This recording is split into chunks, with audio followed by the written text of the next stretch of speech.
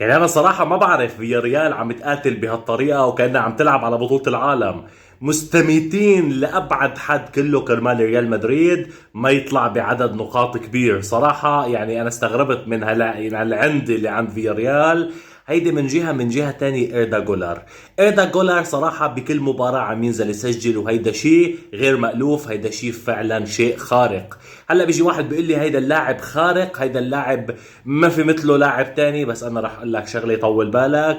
كارلو انشيلوتي لما انا بحمل لاعب، لما انا بنزله بدون ضغط، لما انا بعده عن المباريات اللي فيها يعني تكسير بدني، هون انا بنزله بخليه يلعب بكل اريحيه ويبدع. وكمان بينزل وبيكون عنده الشغف، عم يقاتل بس بده يثبت حاله لحتى يبقى بريال مدريد. خاصه انه كان في كتير اشاعه انه بدهم يعيروه لنادي تاني. صراحة شابو باكر وأنشيلوتي كل خطوة تدرس بريال مدريد صراحة. يعني سنين الخبرة ومدرب عبقري صراحة، يعني شيء مش طبيعي. اعطوني رأيكم وسلام.